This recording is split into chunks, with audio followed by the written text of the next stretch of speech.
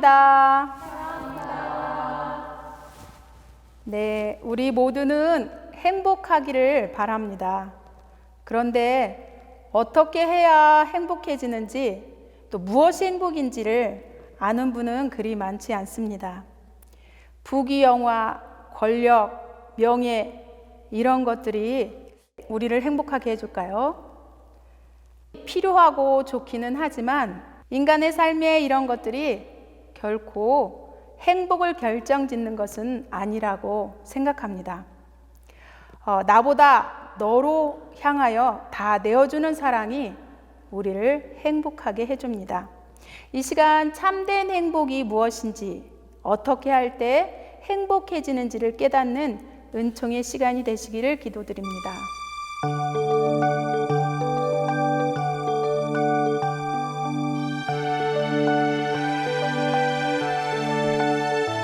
아름다운 세상 속에 있는 우리는 참된 행복과 사랑을 늘 꿈꾸죠. 무엇이 행복인지 몰라서 많은 것을 움켜쥐려고만 했죠. 참된 행복과 사랑을 배워봐요. 사랑이 꽃피는 꽃동네에서 가난한 사람들과 함께하는 참된 행복과 사랑을 느껴봐요. 이제 움켜쥔 나의 손을 펼쳐요. 그 손을 너에게 내밀어봐요. 그 안에 참된 행복과 사랑이 있음을 나는 발견하죠. 이제 움켜쥔 나의 손을 펼쳐요. 그 손을 너에게 내밀어봐요. 행복과 사랑이 가득한 세상, 바로 너와 내가 만들어가요.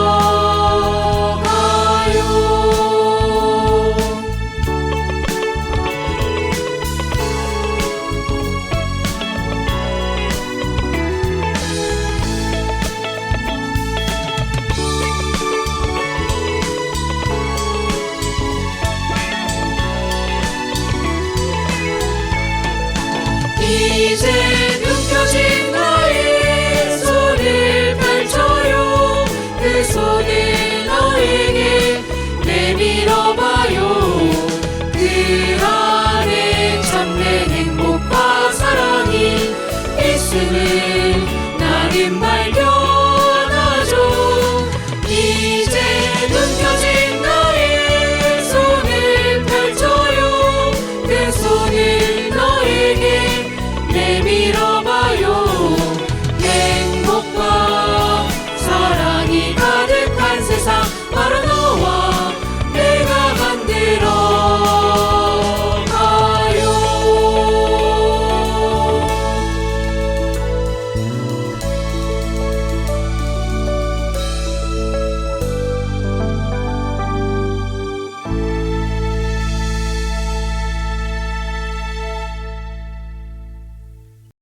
찬미예수 사랑합니다. 오늘은 사랑의 기쁜 가정 세미나 제 2번째 시간으로 IT에서 오신 신부님, 수녀님과 함께합니다. 지진과 전염병, 또 경제적인 파탄, 또 치안의 부재로 인한 사회적 혼란 속에서 그곳에서 버려지고 죽어가는 가난한 이들을 예수님의 이름으로 맞아들여 IT 꽃동네를 이루었습니다. 목숨을 건 사랑의 삶을 통해 이 세상에 희망을 안겨주고 계시는 예수의 꽃동네 형제의 수도사제 정창용 타데오 신부님과 예수의 꽃동네 자매의 최미경 마지아 수녀님을 이 시간에 초대합니다. 네, 참미예수 네, 사랑합니다. 네, 저는 이렇게 매일 아침에 이렇게 일어나게 되면 꽃동네 사제로서 미사를 하죠. 미사를 하고 그리고 아침 성무일도를 수녀님들하고 같이 이렇게 바칩니다. 바치고 나가면 불이 나게 뛰어가서 할머니들, 할아버지들 배식을 합니다. 근데 배식을 하기 전에 특이한 점이 뭐냐면 제가 돌보고 있는 사람이 한 300명쯤 됩니다. 그런데 아침에 저도 이제 피곤한 몸을 이끌고 그들한테 가면 저를 기다리고 있는 사람들이 있습니다. 어제 봤는데도 불구하고 그 밤새 저한테 이야기하기 위해서 문 앞에서 저를 기다리면서 문을 열면 막 달려옵니다. 신부님 하고. 그럼 제가 이렇게 어서 오라고 이렇게 답해주면 그들이 하는 얘기는 전부 다 밤새 있었던 일을 고자질하는 겁니다. 저 할아버지가 나한테 돌을 던졌다. 저 할머니가 똥을 싸서 방 옆에 치워놓지 않고 숨겨놨다. 제가 몽둥이로 나의 머리를 때렸다. 제가 어제 간식을 2개 먹었다. 이런 말들이 한 5, 6명이 모여서 저한테 그냥 끊임없이 이렇게 고자질을 이렇게 합니다. 알겠다 하지만 때로는 그것이 저한테는 너무 귀찮고 또 스트레스로 이렇게 다가오는 경우도 많이 있습니다. 근데 그런 일들이 매일 아침 이렇게 반복이 됩니다. 매일 아침 그들은 부족한 저를 기다립니다.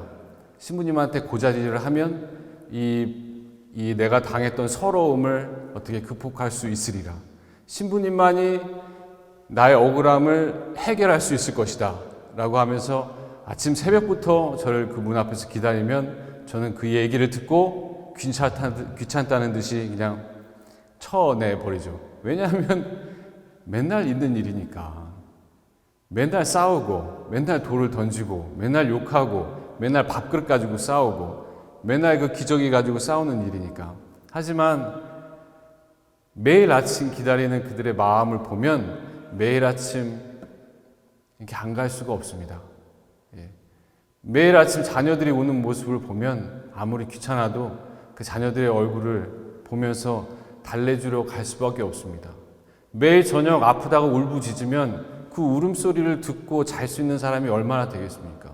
새벽 1시건, 2시건, 3시건, 4시건 울음소리가 들리고 비명소리가 들리면 피곤한 몸을 이끌고 무시 일어나가지고 그들한테 가는 것이 부모님의 마음이고 저희 꽃동네 수도자들의 마음인 것 같습니다. 나는 그 문제를 다 해결할 수 없습니다. 그들에 가서 그 외국말을 다 이해할 수도 없습니다. 뭐라고 막 해버리면 그 중에 한 10분의 1만 이해할까요? 그러면은 그들한테 가서 괜찮다. 내가 해결해 주겠다. 라는 그런 거짓말을 자연스럽게 늘어놓고 그들을 안정을 시키고 배가 고프면 먹을 것을 주고 그렇게 해서 그들의 마음을 평안하게 해줍니다. 나는 해결할 수 없습니다. 그냥 나는 내 몸을 일으켜서 그들한테 갈 뿐이죠. 그 다음은 제가 체험한 바로는 그 다음은 하느님이 하시더라고요. 나는 그들한테 찾아갈 뿐이고 그 다음의 문제 해결은 그 안에서 하느님께 서 이렇게 풀어나가는 모습을 좀 보게 됩니다. 우리 집에 어떤 놈이 있습니다. 그 한 13살, 14살 정도 되는 애인데 그 아이가 밖에서 오랫동안 생활을 했습니다. 아버지하고 같이 생활했습니다. 아버지하고 어머니는 오래전에 갈라섰고 그 친구는 아버지를 따라서 밖에서 생활하면서 술 그리고 담배 그리고 마약 등을 아버지하고 함께 했습니다. 부자지간이 아주 그냥 친밀했습니다. 서로 밖에서 자고 그리고 훔쳐먹고 그러다 아버지하고 떨어지게 되고 그 친구가 꽃동네에 왔습니다. 꽃동네에 왔는데 아이가 아주 밝았어요. 밝고 귀여운 아이였는데 한 이틀이 지난 다음에 이 아이가 정신을 잃었습니다. 나중에 안 이야기지만 그것이 저희는 금단 증상이었습니다. 혼수 상태에 빠졌고 한 3, 4일 동안 저희는 무척 걱정했습니다. 그 혼수 상태에서 깨어난 다음에 그 아이는 저희하고 이제 같이 밥 먹고 생활하는데 이 아이의 또 문제점이 있었습니다. 아주 폭력적이었어요. 폭력적이어서 자기보다 힘없는 할아버지 할머니들을 괴롭히고 할아버지를 때려서 머리가 깨지게 하고 그리고 친구들을 자기 또래 아이들 장애 아이들을 괴롭히고 돌을 던지고 그리고 이런 말을 주로 합니다. 뭐라고 하냐면 죽여버리겠다라는 얘기를 많이 합니다. 그래서 어떤 아이가 걔가 무서워서 저를 찾아왔습니다. 신부님 제가 나를 죽이려고 한다고 밤새 나를 죽이려고 해가지고 내가 잠을 못 자겠다고 그래서 제가 불렀죠. 둘이 불렀죠. 근데 그 아이의 손에는 뭐가 들려 있었냐면 나무를 자를 때 쓰는 가지치기를 할 때 쓰는 아주 기다란 전지가위가 들려 있었습니다. 보였더니 저 가위로 나를 찌르려고 했다고 저한테 고자질을 하는 거예요. 그래서 그게 진짜냐? 진짜라는 거예요. 그게 진짜냐? 그래서 걔도 진짜라고 내가 얘를 죽여버리려고 했다고 이렇게 얘기하는 거죠. 그러면서 그럼 저는 믿을 수가 없어서 어린아이들이니까 그러면 내가 보는 앞에서 네가 이 가위를 가지고 얘를 죽여봐라 이렇게 얘기했습니다.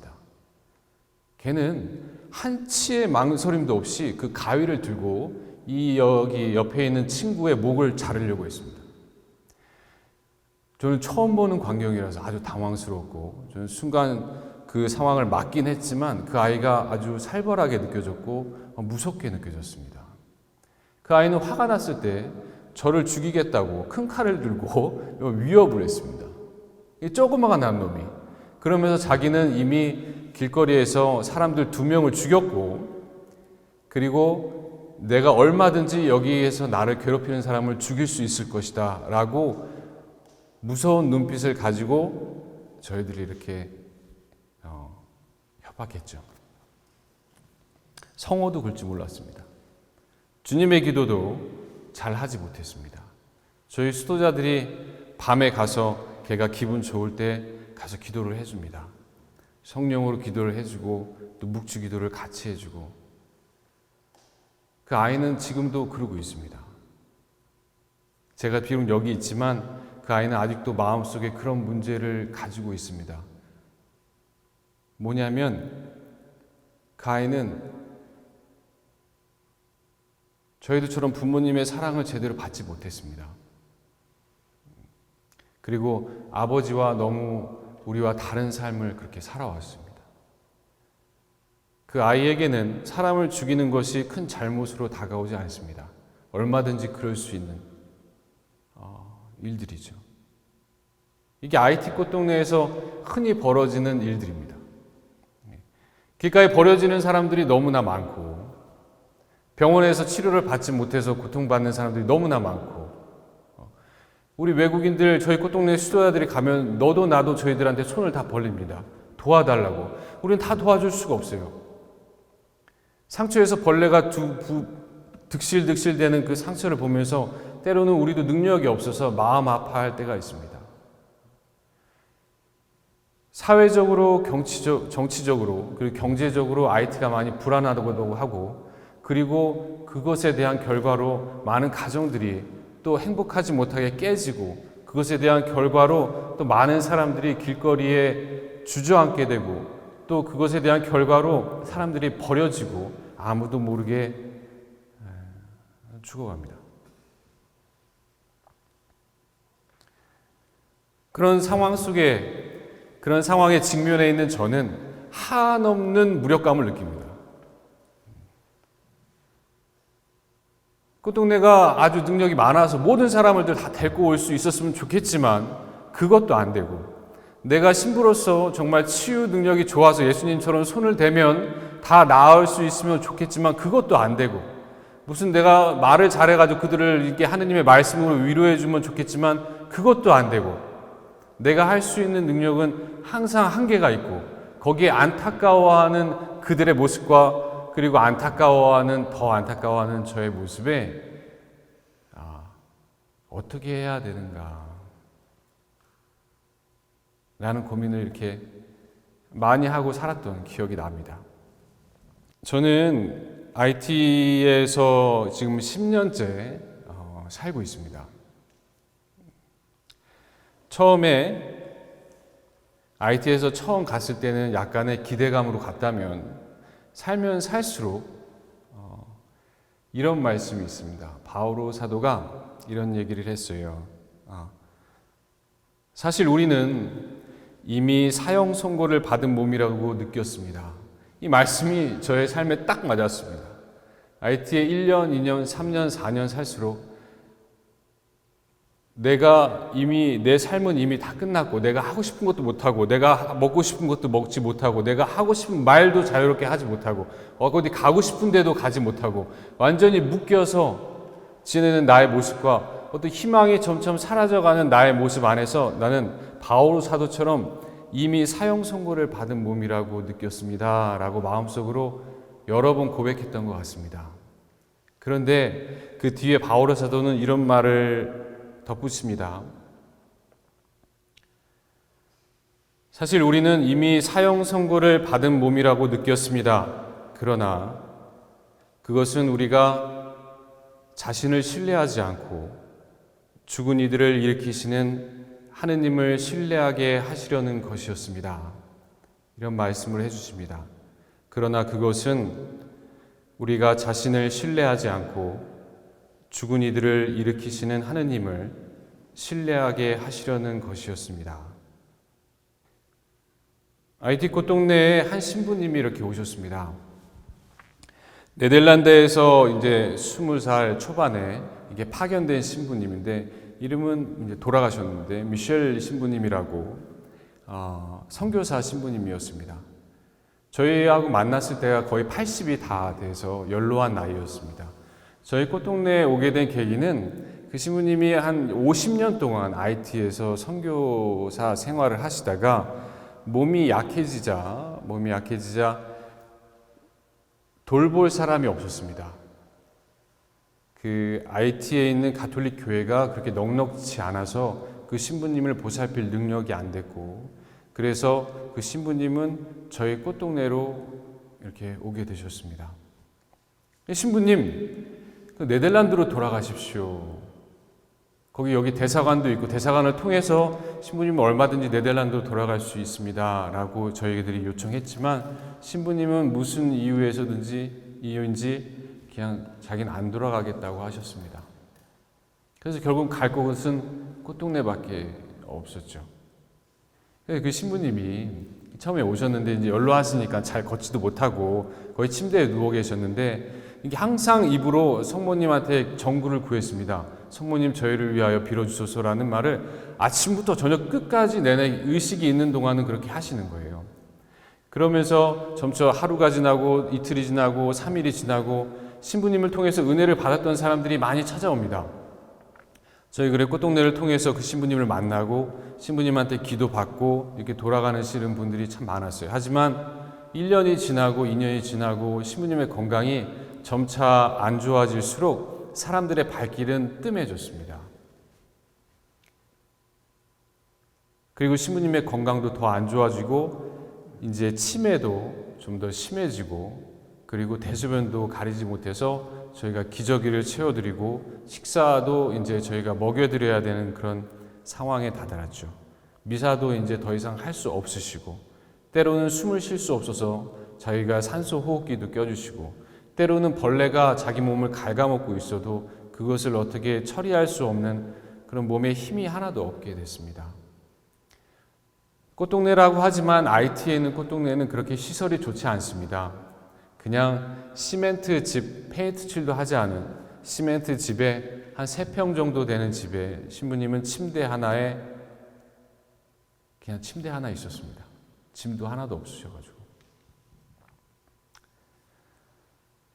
저도 같은 외국인으로서 그 신부님을 보고 같은 사제로서 그 신부님을 보면서 여러 가지 생각들이 들었습니다.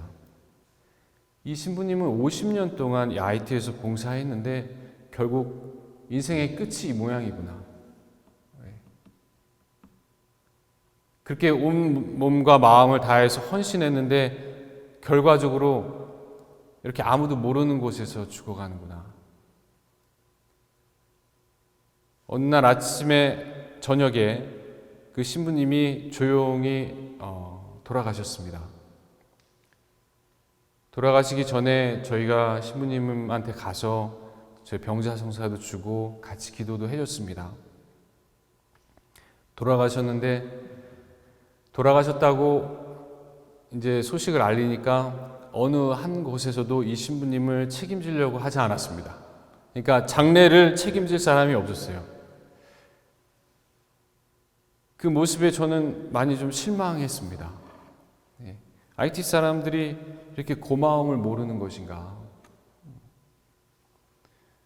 그래서 꽃동네 수도자들이 몇몇 신부님을 이렇게 초대해서 저희 집에서 장례를 치러드리고 묘지에 이렇게 묻혀드렸습니다. 선교사라면, 같은 선교사로서 그 신부님의 모습을 보면서 저는 아주 크게 느낀 것들이 있습니다. 신부님이 무척 가난하셨습니다. 우리 꽃동네에 올 때 아무것도 가져오지 않으셨어요. 단지 책 몇 권 정도만 가져오셨어요. 성경에 보면 우리가 예수님이 가난에 대해서 말씀하십니다. 물질적인 가난과 그리고 마음의 가난에 대해서 말씀하시죠. 이 신부님은 물질적으로 아무것도 가진 것이 없었습니다. 물론 대사관에서 한 달에 얼마 정도 나오는 돈은 다 전부 자기를 돌보는 사람에게 다 넘겨주었습니다. 그 돈이 어떻게 쓰이는지 저는 잘 모르겠어요. 그리고 그동안 쌓아놓은 재산도 없었고 사제관도 없었고 차도 없었고 아무것도 없이 꽃동네에 왔습니다. 두 번째가 말하는 성경에서 나오는 가난은 마음의 가난이죠. 마음이 가난한 사람은 행복하다. 신부님한테는 하느님밖에 없었습니다. 그것은 뭐냐면 계속해서 치매가 걸린 상태에서도 계속 입으로는 성모님을 찾고 예수님을 찾았기 때문이죠. 의식이 있던 없던 나중에는 입에서 그 기도가 끊이지가 않았습니다. 그리고 저희가 가서 어린이처럼 그 신부님 앞에 무릎 꿇고 기도해 달라고 하면 신부님은 저희의 머리에 손을 얹고 똑같은 기도를 이렇게 해주셨어요. 그래서 온전히 하느님과 이렇게 일치되려고 노력하셨던 분이구나. 제가 지금 말한 두 가지의 가난은 여러분도 잘 알고 계시는 겁니다. 근데 제가 하나 더 알게 된 가난이라는 것이 있습니다. 우리가 물질적으로 가난하고 그리고 영적으로 하느님을 바라는 사람한테 또 하나 주어지는 하나는 가난의 축복은 뭐냐면 뭐라고 이름 붙일진 모르겠지만 그 신부님이 그 골방에서 아무도 찾아오지 않는 채 외롭게 죽어가는 모습을 보면서 이것도 하나의 가난이구나 라고 생각했어요.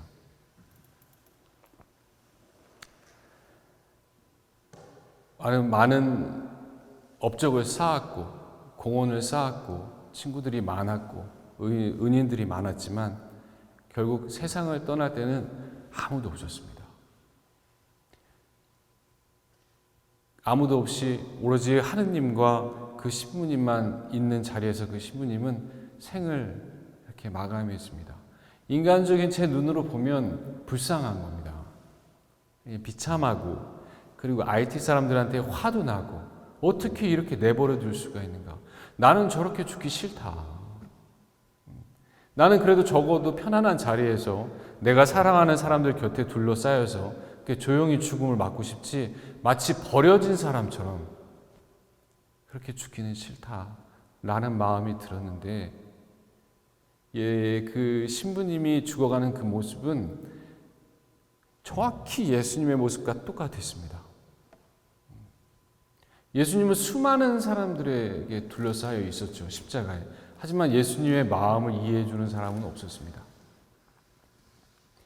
자기를 따르던 제자들도 다 도망갔습니다. 자기가 그렇게 치유해 줬던 사람들조차 예수님을 모른 척 해줬죠.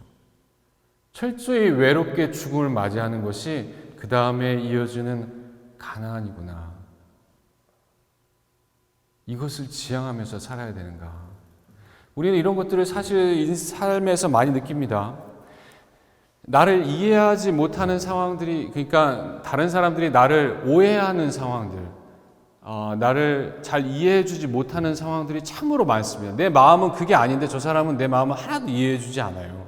그래서 나한테 손가락질을 하고 오해하고 비난하고 불신하고 나중에는 아예 얼굴도 보려고 하지 않죠. 그런 상황은 너무나 괴로운 상황입니다.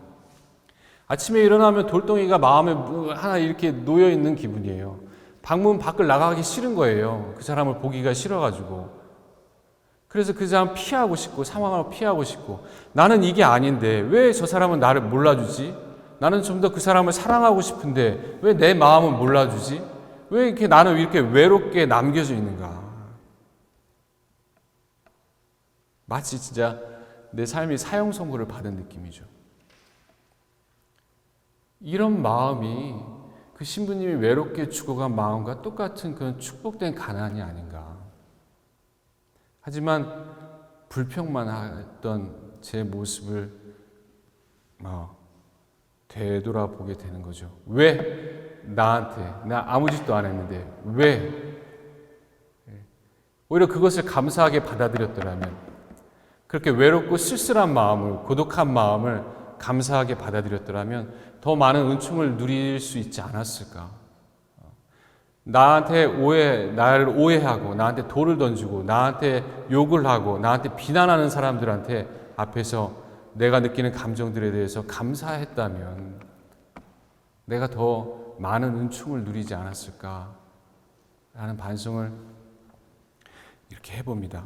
저는 세 가지 가난을 이렇게 IT에서 체험하고 또 하나의 가난이 있습니다. 그건 뭐냐면 제가 꽃동네에 살면서 오신부님과 우리 수사수님들을 통해서 그리고 꽃동네 가족들을 통해서 체험한 가난인데 오홍진 신부님이 그것을 마음의 가난이라고 합니다. 마음의 가난은 이런 겁니다. 그러니까 뭐냐면요. 아픈 사람들이 참 많습니다. IT 꽃동네에는 죽어가는 사람들이 많아요. 지금까지 한 10년 살면서 제가 병자성사만 400명 이상 준 것 같아요. 밤이건 낮이건 상관없이 가가지고 병자성사를 주면 낫는 사람도 있고, 물론 또 이제 돌아가시는 분도 있습니다. 누워서 신음소리를 내면서 우리가 어떻게 도와줄 수 없는 그런 이상한 고통 중에 있는 사람들을 아주 많이 만나게 되죠. 꽃동네에도 물론 그렇습니다.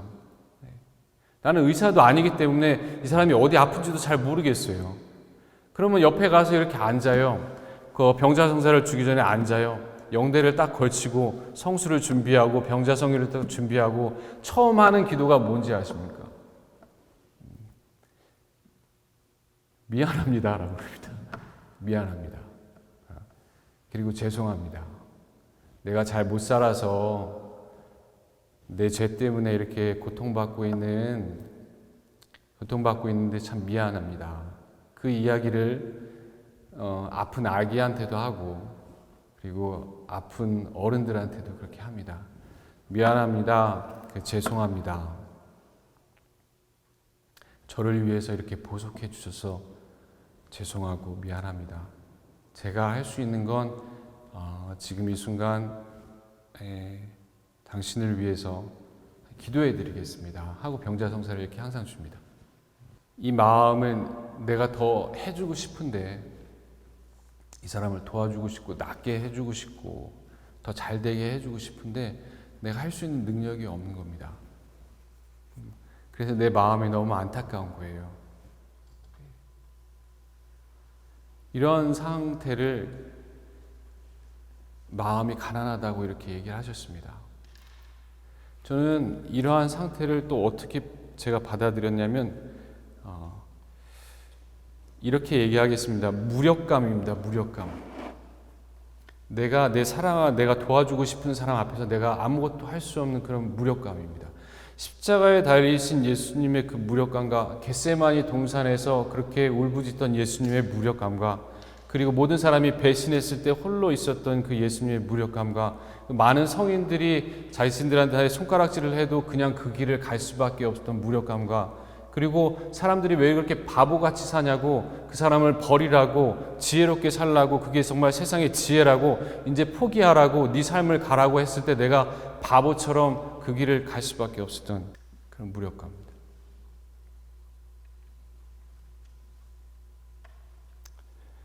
그런 것들을 자주 느끼게 됩니다. 얼마나 그 상황에서 도망가고 싶은 적이 많았겠습니까? 나는 몸이 하나인데 수십 가지의 일들이 다가오고 내가 할 수 없는 것들에 대해서 사람들이 기대를 하고 지기 싫은 십자가를 져야만 하는 그런 상황들은 나 자신을 많이 무력하게 만들었습니다. 그런데 하나 이렇게 신기한 건 뭐냐면 그렇게라도 기도하는 겁니다. 내가 무력해도 그들 곁에 가는 거예요. 찾아가는 거예요. 그들이 필요하면 가는 겁니다. 내가 아무것도 그들한테 해줄 수 있는 게 없어도 그냥 몸이 가는 겁니다.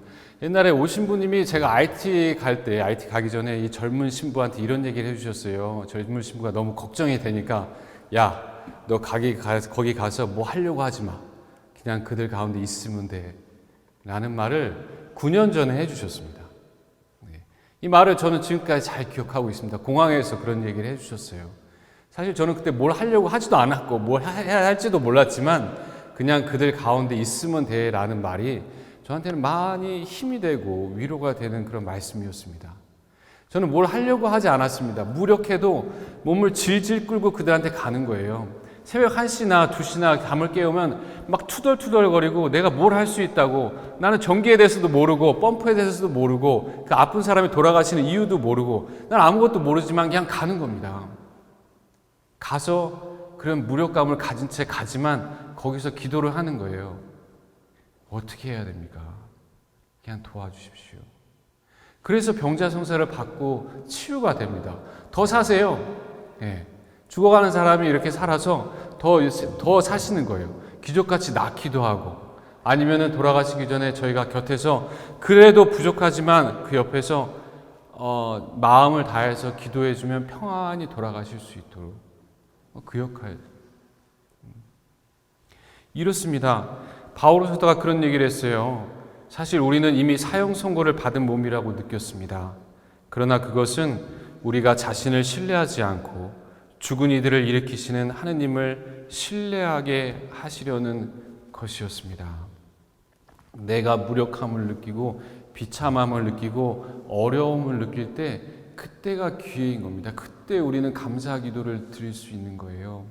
저는 예전에 꽃동네가 이렇게 IT 꽃동네가 어려웠을 때 정말 많은 무시를 당했습니다. 어떤 무시냐면 나는 이제 꽃동네 회비 모집을 하러 다녔습니다. 한동안. 그래서 그들한테 이제 회비를 받으러 한 달에 몇 번 한 5일 정도는 온전히 밖에서만 지냈습니다. 차를 타고 그들 집과 회사와 마트와 은행들을 이렇게 다니면서 하루에 1불씩, 뭐 적게는 1불씩, 많으면 2불씩을 받기 위해서 매달 한 4년 동안 그렇게 다녔습니다. 4년 동안 처음에 다닐 때는 이게 얼마나 제가 부끄러움이 많은 사람이냐면 그 마트 앞에 가면 내 마음과는 달리 발이 떨어지지가 않습니다.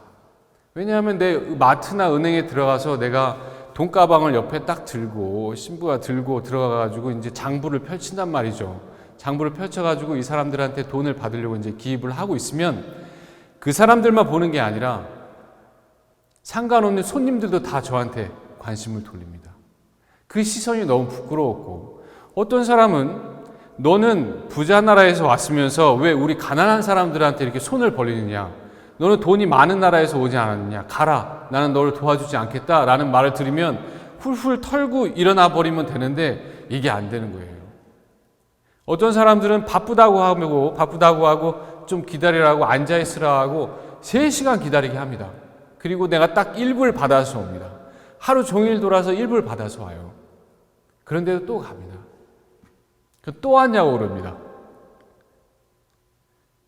근데 이게 사실 내가 내 자신을 위해서 그런 일을 하는 것도 아니고 가난한 사람들을 위해서 내가 그 일을 하지만 그 앞에 내가 너무나 비참함을 너무 느낍니다. 이렇게까지 해야 되는가? 이렇게까지 내가 어떤 수도사님들은 그렇게 하지 말라고, 왜냐하면 다 도와주니까 도와주지 않느냐? 왜 그렇게 애써 나가가지고 그렇게 구걸까지 하면서 내가 먹고 살려고 하느냐? 그런 말에도 불구하고 그것을 1년, 2년, 3년, 4년 동안 하면서 꽃동네 IT에 있는 회원들이 100명, 200명, 300명, 400명, 1000명, 그리고 2000명, 2500명까지 이렇게 늘었습니다.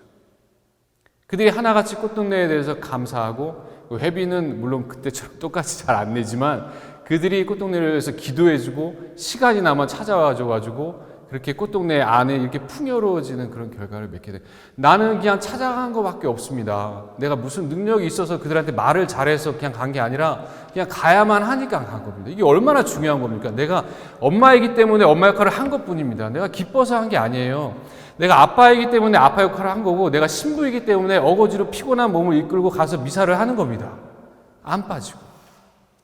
매일매일이 똑같은 일상이라고 해가지고 매일매일이 그 안에서 자기가 뭐 특별히 하는 일이 없다고, 느끼는 것도 없다고 해서 많은 사람들이 그 일을 포기하죠. 그런 사람들은 절대 성장 못합니다. 무슨 일이든지 끝까지 하라고 오신 분님이 그런 얘기를 우리한테 누누이 강조하셨습니다. 어느 누구나 그런 어려움들이 있죠. 그럼 어떤 사람들은 그 어려움에 대해서 맨날 투정만 부립니다. 힘들다고, 못하겠다고. 근데 어떤 사람들은 그 어려움을 침묵 속에서 이겨내면서 끝까지 걸어가는 사람들이 있습니다. 그런 사람들이 나중에 하는 일을 만나요. 나 힘들고 울부짖고 못하겠다고 하는 사람들은 거의 다 왔는데 그냥 거기서 나가는 거죠. 너무 안타까운 일입니다. 많은 사람들이 그렇게 하는 거예요. 나 이 사람하고 더 이상 못 살겠다고.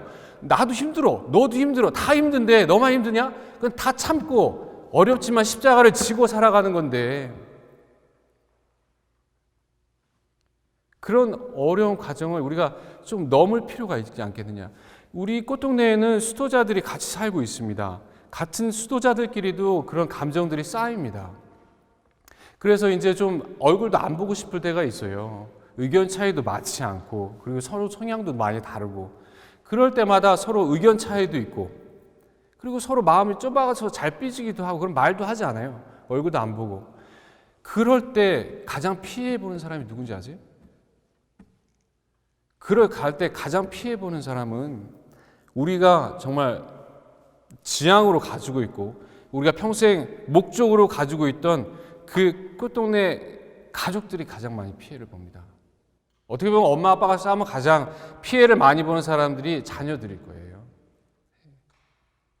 내가 잘났다고, 내 말이 맞다고, 나는 더 이상 못 참겠다고, 나는 이제 널 못 살겠다고 하는 순간부터 그 피해는 내가 편해질지언정 그 피해는 고스란히 자녀들과 꽃동네 가족들한테 직방으로 갑니다. 직방으로. 그들은 우리 때문에 우리가 데리고 와서 우리 때문에 그 피해를 고스란히 입습니다. 한마디, 두마디 해줄 거 한마디밖에 해주지 못합니다. 더 따뜻하게 품어줄 거 나는 이 사람과의 관계 때문에 그렇게 사랑을 표현하지도 못합니다. 그러면서 오히려 그들한테 짜증을 내게 되죠. 힘없는 약자들한테.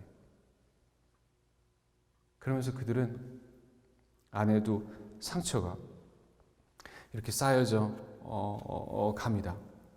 IT에서는 그런 일들이 참 많습니다. IT 꽃동네뿐만이 아니라 다른 공동체도 그렇고 가정 안에서도 가정 문제가 너무나 심각하기 때문에 이거는 어떻게 해결할 저는 모르겠어요. 이거는 이렇게 잘 혼인이 돼가지고 이게 사는 경우가 거의 드물기 때문에 애들은 너무나 많고 애들은 다 밖에서 돌고 구걸하고 어디 깽단에 개입하고 그렇게 점점 안 좋아지는 거예요. 기도하죠. 여러분들처럼 기도합니다. 우리도 매일 아침 미사 나와가지고 하나님한테 기도해요. 온 카톨릭 교회 신자가 한 자리에 모여가지고 그렇게 주교님하고 같이 맨날 기도합니다. 매일 아침 10년 동안 내가 알기로 한 번도 빠짐없이 온 교회, 온 본당에서 신자들이 한 마음으로 아이티의 평화와 가정의 평화를 위해서 기도했어요. 근데 변화가 없어요. 그러면 이거 어떻게 생각해야 됩니까? 10년은 좀 짧은 건가? 그런가? 좀 더 해야 되나? 아니면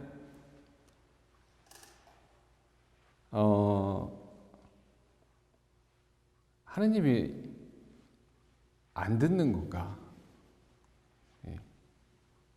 나 혼자 기도했으면 또 말이라도 안 하지. 모든 신자들이 한 마음으로 이렇게 살려달라고 하나님한테 빌고 있는데 더 안 좋아지는. 저도 그 신자들과 마찬가지의 마음이었습니다. 이제 어디다 기도해야 되는가? 네. 은총이 많지만, 그렇게 기적들이 많지만, 한편으로 나를 무력하게 하고 힘들게 하는 그런 어려운 상황 속에서 나는 더 이상 계속 기도해야 되는가? 한 11년 하면 되나? 한 15년 하면 되나? 한 20년 하면 되나? 신부님들은 강론 때 이렇게 얘기하죠. 기도의 방법에 대해서. 안 통해요. 난 그런 거 들어봐서 죄송합니다. 하여튼 그냥 해봤는데 안 돼요. 어떻게 기도해야 되지? 하느님이 안 계시나? 왜 이 모양 이 꼴로 우리를 내버려 두지? 바오로 사도가 이런 얘기를 했는데 제가 아주 이 성경 구절을 읽으면서 제 마음을 좀 바로 잡게 되었습니다. 무엇이었냐면 로마서 5장 7절에 의로운 일을 위해서라도 죽을 사람은 거의 없습니다. 혹시 착한 사람을 위해서라면 누가 죽겠다고 나설지도 모릅니다. 그러나 우리가 아직 죄인이었을 때 그리스도께서 우리를 위하여 돌아가심으로써 하느님께서는 우리에 대한 당신의 사랑을 증명해 주셨습니다. 바오로 사도는 신자들에게 이렇게 얘기한 겁니다. 의로운 사람들을 위해서 죽을 사람은 또 거의 없습니다. 혹시나 착한 사람들을 위해서라면 목숨을 바칠 사람이 있을지도 모르겠습니다.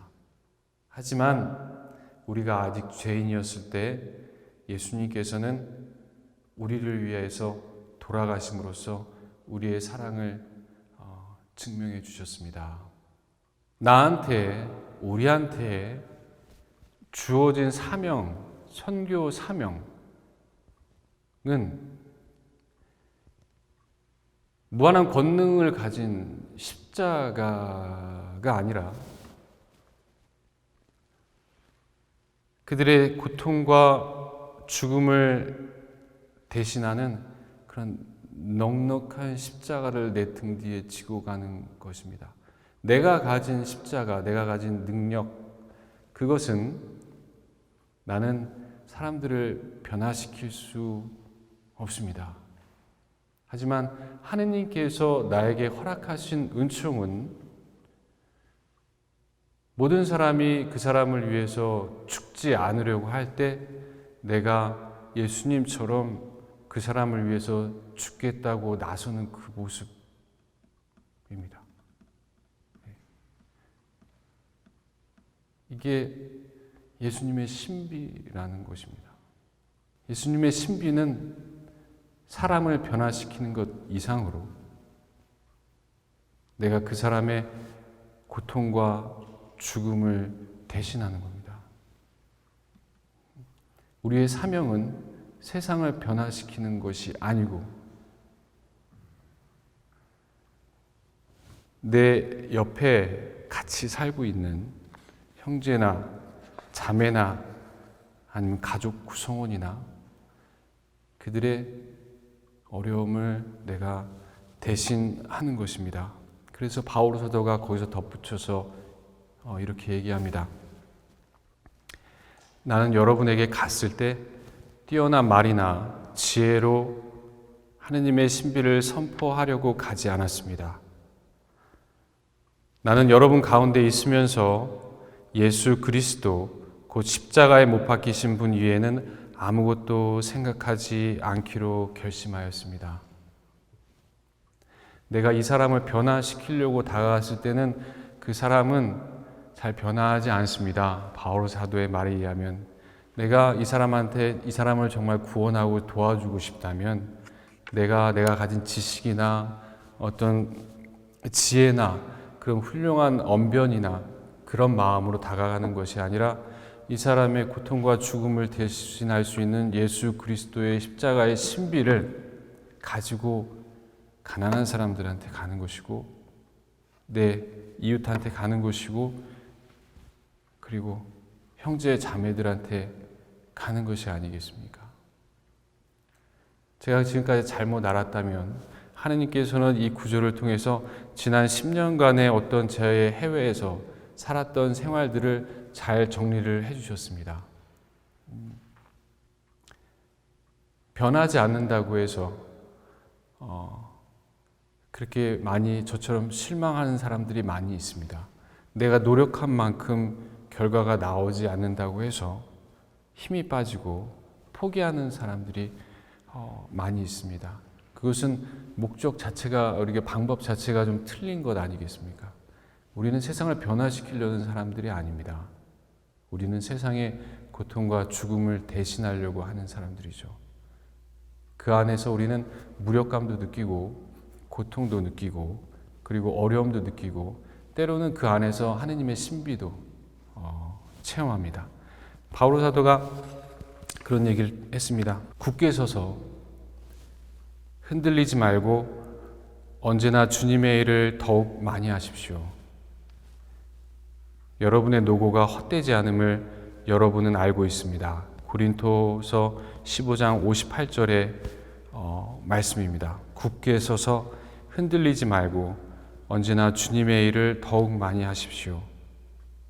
여러분의 노고가 헛되지 않음을 여러분은 알고 있습니다. 하느님도 알고 여러분도 마음속으로 알고 있습니다. 여러분들이 지금까지 해왔던 그런 노력들이 결코 헛되지 않음을 하느님도 알고 그리고 여러분도 알고 있습니다. 생각을 바꾸시고 그리고 방법을 바꾸시고 그리고 내 자신을, 나의 무력한 자신에 대해서 감사하면서 계속 나아가십시오. 여러분들은 가정을 변화시키는 사람이 아니라 가정의 고통과 죽음을 대신하는 신비에 참여한 사람들입니다. 나는 사람들을 변화시켜서 하느님께 이끄는 그런 사제이기 이전에 나는 그들의 양들의 고통과 죽음을 대신하는 사제임을 고백하듯이 이러한 사명을 우리 그리스도교 신자로서 하나의 엄마로서 하나의 아버지로서 같이 지향을 갖고 함께 기도하기를 바랍니다. 아멘. 여기 계신 모든 분들을 위해서 저희가 함께 잠깐 기도하는 시간을 좀 갖도록 하겠습니다. 성부와 성자와 성령의 이름으로 아멘. 자비하신 하느님 아버지, 저희에게 당신의 성령을 내려주소서. 당신의 성령을 통해서 저희의 지친 마음을 달래주시고 저희의 무력한 이 육신과 영혼에 힘을 주소서. 이 시간 당신께 힘을 받고 저희가 다시 나아갈 수 있도록 도와주소서. 저희가 세상을 바꾸기보다 주님께서 하신 것처럼 세상의 고통과 죽음을 대신하는 삶이 우리의 사명임을 저희가 알게 하소서. 그동안 많은 노력을 했습니다. 많은 희생을 했습니다. 하지만 아무것도 변하지 않는다고 실망한 저의 모습을 반성합니다. 내 노력을 통해서 변화시키지 못했다고 내 자신을 미워했던 그 시간들을 반성합니다. 나를 이해하지 못한다고 해서 그들을 미워했던 내 자신을 반성합니다. 이 모든 시간이 저를 하느님께로 이끄는 시간이었으며 저를 영적으로 더욱 성숙하게 하게 했다는 시간임을 저희는 고백합니다. 주님, 이 시간 저희가 심령으로 기도할 때 저희들 모두에게 당신의 믿음의 성령을 내려주셔서 저희의 온 마음이 당신의 믿음으로 가득 찰 수 있도록 도와주셔서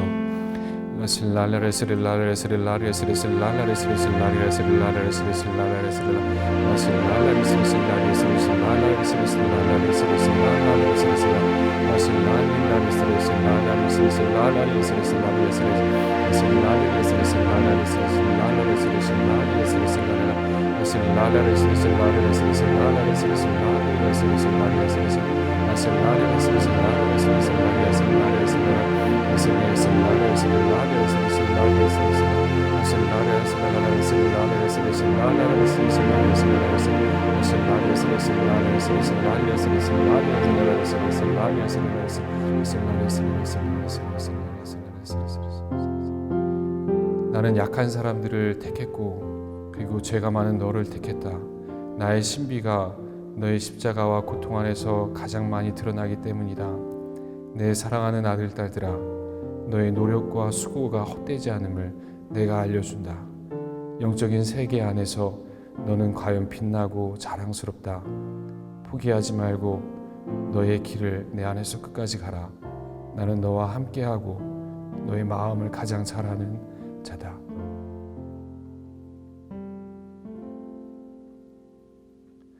영광이 성부와 성자와 성령께 성부와 성자와 성령의 이름으로 아멘.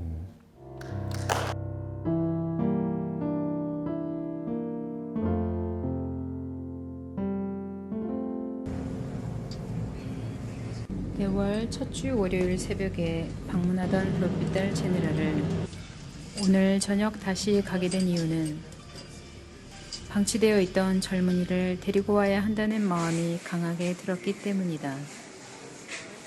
지난번 병원에 왔을 때 알게 된 그 젊은이가 아직도 있을까? 늦은 시간이었지만 어렵지 않게 찾을 수 있었다. 그 젊은이는 우리가 입혀놓은 기저귀를 한 채로 그렇게 여전히 방치되어 있었다. 칼에 맞아 찢어진 머리의 상처도 먹지 못해 탈수된 몸도 그대로였다. 직원들과 봉사자와 함께 우리 IT 꽃동네로 모시고 왔다. 우선 우리는 수액을 달아주고 뭘 먹을 수 있는지 음식을 한 수저 떠 넣어 드렸다. 다음날 목욕을 하고 이발을 시킨 후 피로 범벅이 된 머리에 찢어진 상처를 봉합했다.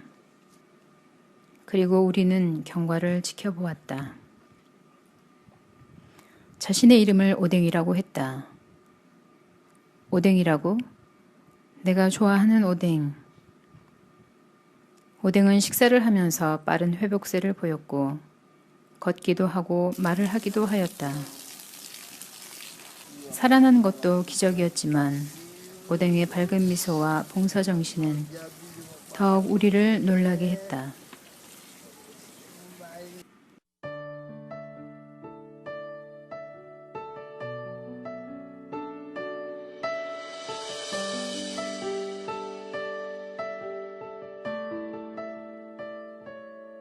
가장 큰 사랑은 내 것을 위하여 자기의 목숨도 다 내어주는 것. 그 사랑 너무 어렵게 느껴져도 웃음만 있으면 다 할 수 있는 것. 내 자신이 비참하게 느껴져도 재물도 지식도 건강도 없어도 내 것의 고통과 죽음을 대신해 내어줄 수 있는 그 목숨 있으니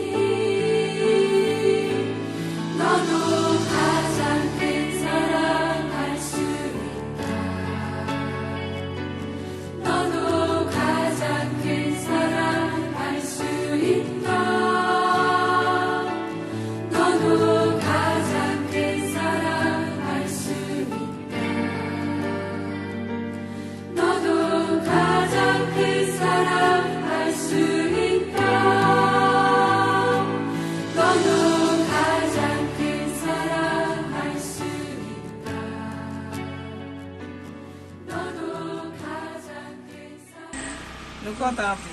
E pou travay la pi fasil pou nou. Ok. En tout gen blou nou nan douche. Oui. Oui. Bien de l'eau. Tout moun yo, gran moun yo ap plis a lez. Se kay sa yo fè trop chale. Ah, trop chaleur, oui. Y ap pi byen. Nouveau Kai, qui nouveau? Oui. Merci bon Dieu. Merci mon Dieu, merci. Bagay nou wè sante Amerike. Ah, La badi. Mwen mè ou. merci. Again. Ale di gran moun ya gen pis espas, Ah, ya pi alez. puis à l'aise.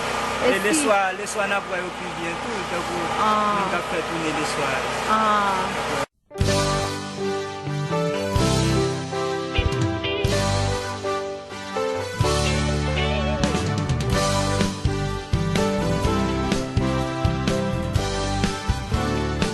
Et nous?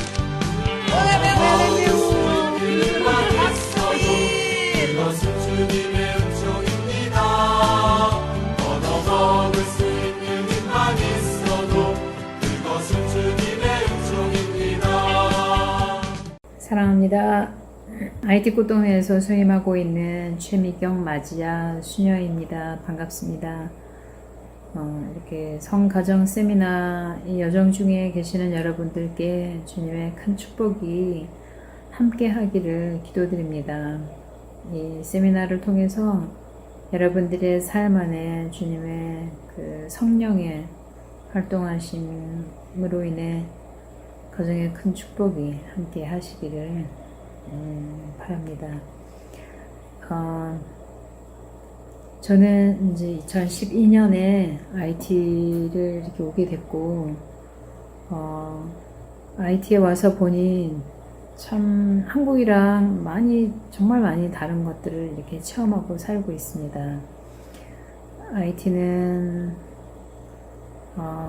세계에서 정말 이 중남미에서 특별히 세계에서 가장 가난한 나라 중에 하나이고, 일반 그런 상하수도 시설, 전기 시설 이런 것들이 기본적으로 잘 되어 있지 않습니다. 그리고 작년에 그 대통령이 암살당한 이후로 그 자리가 공석이고, 거의 뭐 상원 의원, 하원 의원 이렇게 구성되어 있는 이 정치 내각조차도 지금 제대로 운영이 되지 않고 공석으로 있습니다.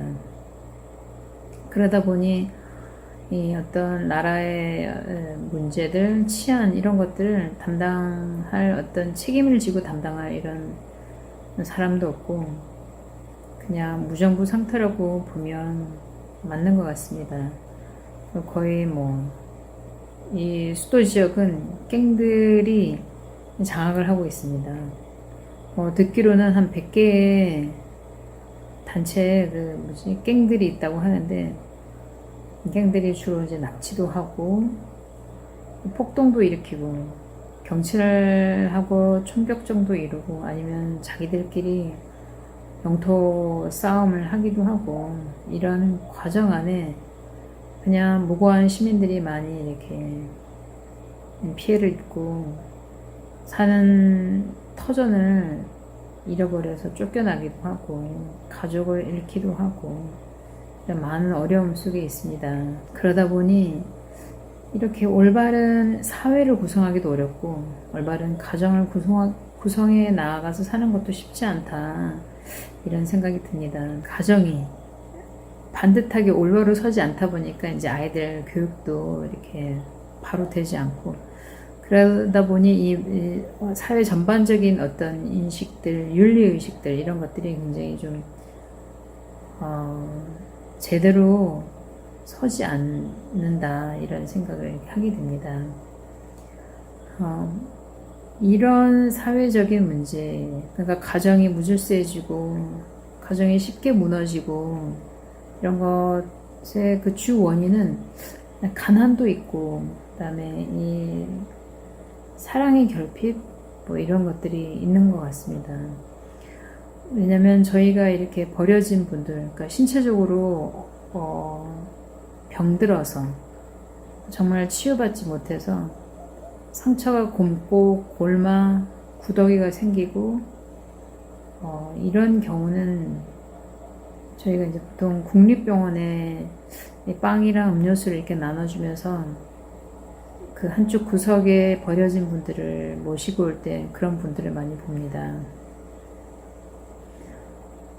이렇게 사정들을 얘기 들어보면 뭐 정신이 없어서 길거리에 버려졌는데 사고가 나서 경찰이나 아니면은 지나가는 행인들의 도움으로 이렇게 병원에 오는 경우도 있지만 가족들이 모시고 와서 치료를 하다가 더 이상 못하겠다 이런 마음에 그냥 두고 다시 돌아오지는 않게 되면 이제 그런 분들은 병원에서 그쪽으로 모셔다 봅니다. 그러니까 쓰레기랑 오물을 버리는 곳인데 그곳에 가면 항상 사람들이 있었어요.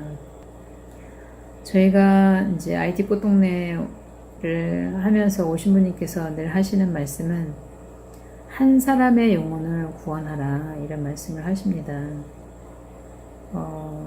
그 마테오복음 25장 40절에도 나옵니다. 가장 보잘것없느니 한 사람에게 해준 것이 바로 나에게 해준 것이라는 예수님의 말씀에 따라서 정말 버려주고 갈 데 없는 분들이 많지만 그 한 사람에게 집중해서 저희가 이제 이런 어려운 분들을 모시고 있습니다. 우리 집에 깨피라는 아이가 있는데 그 아이 역시 이렇게 부모님들이 다 안 계시고 할머니랑 살다가 할머니가 이 아이를 고아원에 맡겼어요. 이제 살기가 어렵고 하니까. 참고로 이 IT에는 그 고아원이 굉장히 많아요. 특별히 그 현지인 주로 목사님들이 이렇게 고아원을 운영하더라고요. 목사님들 아니면은 많은 선교사분들이 IT에 들어와서 그 아이들을 위한 그 고아원을 만들어서 많은 후원을 하고 있습니다.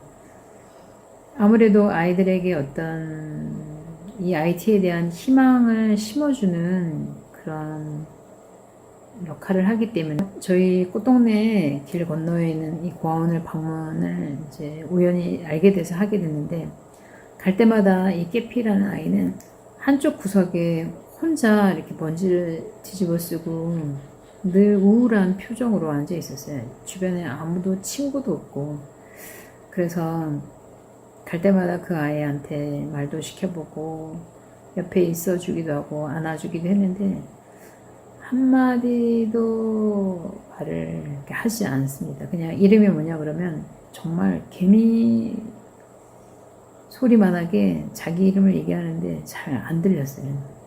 내가 이 아이를 데려가도 되냐고 거기 고아원 원장님한테 그랬더니 그분이 언제든지 데려가라고. 어쩌면 그 아이가 그 고아원에서 아이들하고 어울리지도 못하고 늘 그렇게 있는 모습이 불편했던 것 같습니다. 제가 얘기를 끊을 때마다 언제든지 사실은 저도 이렇게 금방 이 아이를 이렇게 데려와도 되나 어떤 절차나 시설의 그런 서류 이런 것들이 있을 텐데 근데 어느 날 그냥 안 되겠다 아이를 보고 이제 더 이상 그래서 이제 꽃동네로 데리고 왔습니다. 오면서 제가 아이에게 그냥 마음으로 얘기했어요. 깨피야 더 이상 너는 이제 슬프지 않을 거야. 이제 우리랑 행복하게 살자. 너는 이제 앞으로 웃으면서 너를 정말 행복하게 해줄게. 네, 그런 마음으로 그 아이를 데리고 왔습니다. 그래서 그 아이는 저희 꽃동네 봉사 오신 의료 선교팀을 통해서 그러니까 소아마비가 있어서 못 걸었어요. 기어 다녔던 아이인데 다리 수술을 받고 부족하지만 정상적으로 걷지는 않지만 약간 절룩거리지만 지금은 걷고 학교도 다닌 지 벌써 한 3년이 넘었습니다. 그래서 공부도 하고 그 꽃동네 안에 이런 여러 가지 활동들 안에 그 아이가 미사 때 합창단으로 노래도 하고 그 큰 홀을 청소할 때 대장 노릇도 하고 이것저것 일도 많이 참견하고 자기보다 어린 애기들도 잘 돌보고 야무지게 잘 살고 있습니다.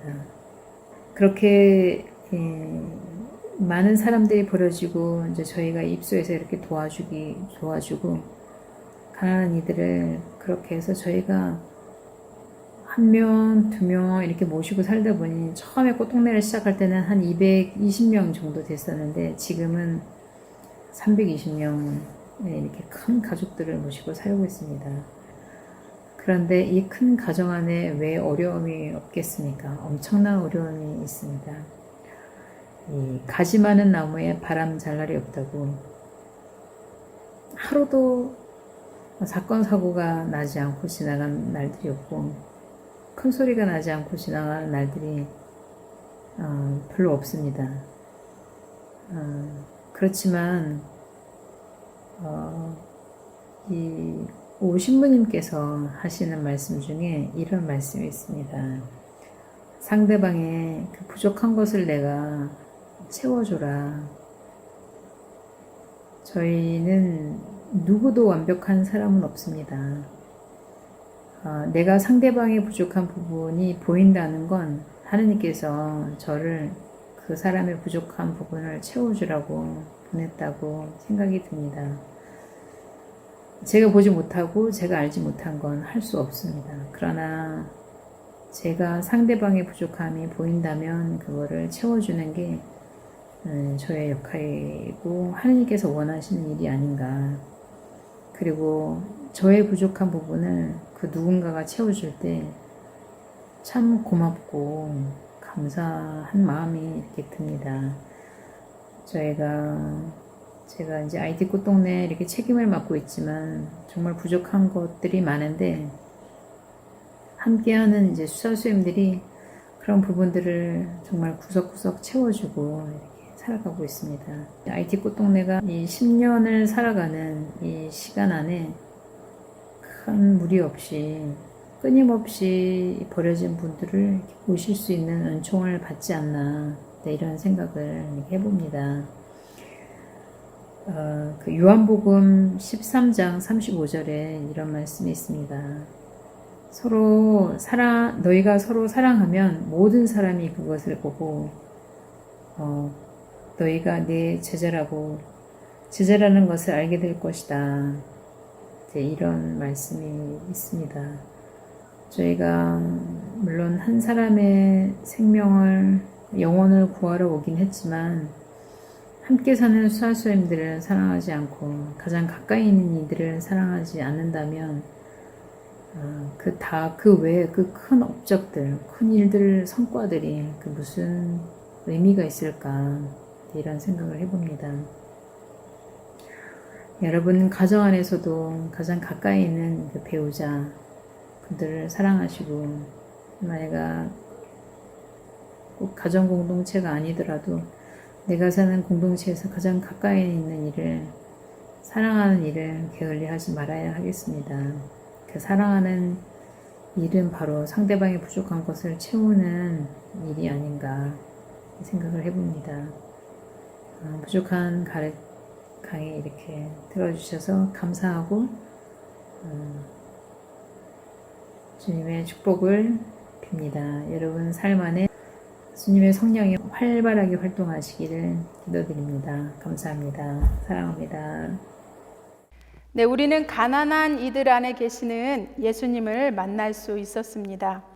그래서 주님께서 가장 보잘것없는 이들에게 해준 것이 나에게 해준 것이다 라고 말씀하십니다. 우리 가정 안에 우리 이웃에 가난한 이들이 계십니다. 가장 약하고 고통받고 박해받고 어둠 속을 헤매이는 영혼들에게 우리의 사랑을 전해주는 시간들 되시고 행복했으면 좋겠습니다. 여러분 모두 사랑합니다.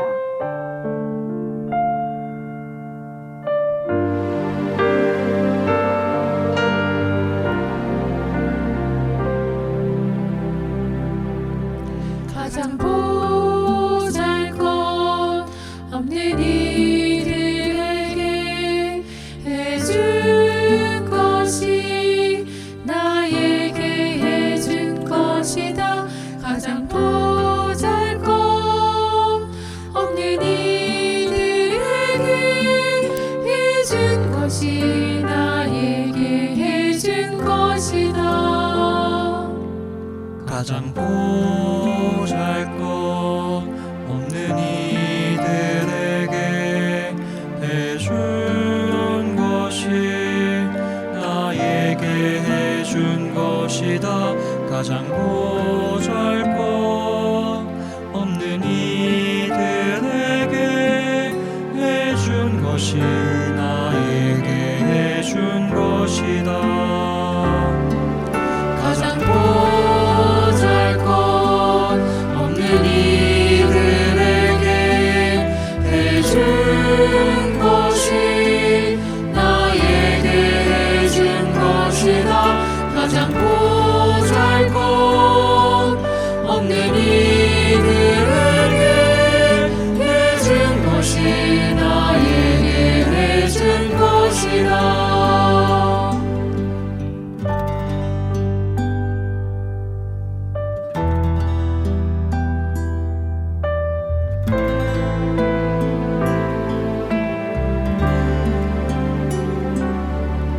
가장 보잘것없는 이들에게 해준 것이 나에게 해준 것이다. 가장 보잘것없는 이들에게 해준 것이 나에게 해준 것이다. 가장 보잘것없는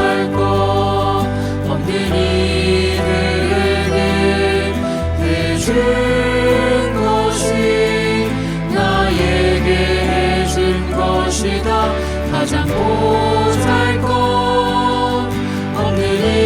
이들에게 해준 것이 나에게 해준 것이다. 가장